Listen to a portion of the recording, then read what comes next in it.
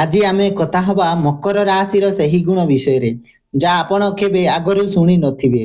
ଆପଣଙ୍କୁ ଆଶ୍ଚର୍ଯ୍ୟ ଲାଗିବ ଯେ ସତରେ କଣ ମକର ରାଶିର ଲୋକମାନେ ଏମିତି ହୋଇଥାନ୍ତି।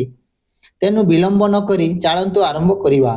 ଜ୍ୟୋତିଷ ଶାସ୍ତ୍ର ଅନୁସାରେ ମକର ରାଶିର ଲୋକମାନେ ଅତ୍ୟନ୍ତନୀୟ ଗମ୍ଭୀର ଓ ଶାନ୍ତ ପରିଶ୍ରମ ସ୍ୱଭାବର ହୋଇଥାନ୍ତି। ଏହି ରାଶିର ଲୋକମାନେ ଜୀବନରେ ଧୀରେ ଧୀରେ ଆଗକୁ ବଢ଼ନ୍ତି କିନ୍ତୁ ନିଶ୍ଚିତ ଭାବେ ସଫଳତା ପାଆନ୍ତି। ମକର ରାଶିର ସ୍ୱାମୀ ଗ୍ରହ ହେଉଛନ୍ତି ଶନିଦେବ। ସେହି କାରଣରୁ ଏହି ରାଶିର ଲୋକମାନେ ଦାୟିତ୍ୱବାନ ଓ ନିଷ୍ଠାଚାର ହୋଇଥାନ୍ତି। ସେମାନେ ସବୁ କାମ ଗମ୍ଭୀରତା ସହିତ କରିଥାନ୍ତି। ଯେ କାମକୁ ଆରମ୍ଭ କରନ୍ତି ସେ କାମକୁ ଶେଷ ପର୍ଯ୍ୟନ୍ତ ପହଞ୍ଚାଇବା ତାଙ୍କର ଆଦତ।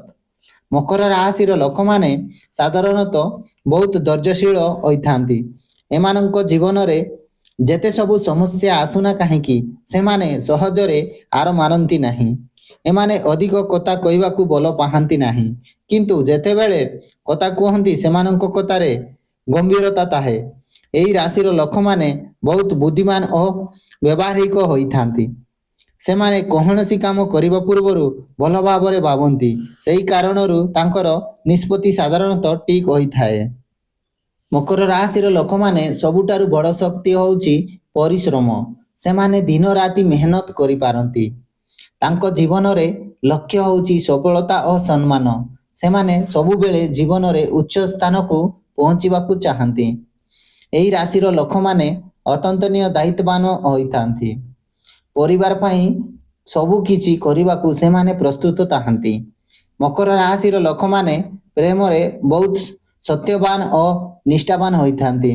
ସେମାନେ ସହଜରେ ପ୍ରେମ କରନ୍ତି ନାହିଁ, କିନ୍ତୁ ଯେତେବେଳେ ପ୍ରେମ କରନ୍ତି ସେହି ପ୍ରେମକୁ ସମ୍ପୂର୍ଣ୍ଣ ନିଭାନ୍ତି। ବିବାହ ପରେ ସେମାନେ ନିଜ ପରିବାରକୁ ବହୁତ ମହତ୍ତ୍ୱ ଦେଇଥାନ୍ତି। ସେମାନେ ଚାହାନ୍ତି ଯେ ତାଙ୍କର ସଙ୍ଗୀ ସେମାନଙ୍କୁ ବହୁତ ସହଯୋଗ କରନ୍ତୁ। ମକର ରାଶିର ଲୋକମାନେ ସାଧାରଣତଃ ବ୍ୟବସାୟ, ମ୍ୟାନେଜମେଣ୍ଟ, ପ୍ରଶାସନ ଓ ଫାଇନାନ୍ସ କ୍ଷେତ୍ରରେ ଭଲ କରନ୍ତି। ସେମାନେ ଟଙ୍କାକୁ ବହୁତ ଭଲ ଭାବରେ ପରିଚାଳନା କରିଥାନ୍ତି। ଏହି ରାଶିର ଲୋକମାନେ ଧୀରେ ଧୀରେ ଧନୀ ହୋଇଥାନ୍ତି, କାରଣ ସେମାନେ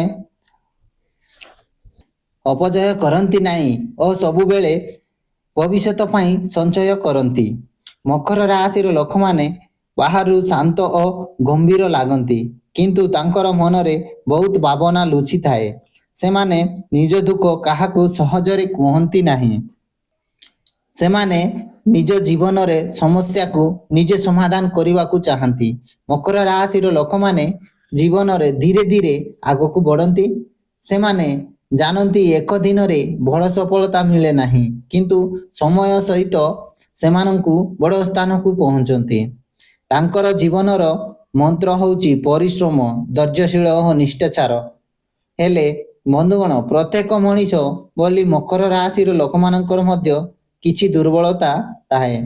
ବେଳେବେଳେ ସେମାନେ ବହୁତ ଜିଦ୍ଦି ହୋଇଥାନ୍ତି। ଏହି ରାଶିର ଲୋକମାନେ ଅନ୍ୟ ଲୋକଙ୍କୁ ସହଜରେ ଭରସା କରନ୍ତି ନାହିଁ। କେତେବେଳେ ସେମାନେ ଅତ୍ୟଧିକ କାମରେ ବ୍ୟସ୍ତ ରହି ପରିବାରକୁ ସମୟ ଦେଇପାରନ୍ତି ନାହିଁ। ଏଥିପାଇଁ ମକର ରାଶିର ଲୋକଙ୍କଠାରୁ ଦୂରେଇ ଯାଆନ୍ତି। ତେବେ ଏହା ଥିଲା ମକର ରାଶିର ଲୋକମାନଙ୍କ ସ୍ୱଭାବ ଓ ଜୀବନର ଗୁରୁତ୍ୱ ସତ୍ୟ। ଆପଣଙ୍କୁ ଆରମ୍ଭ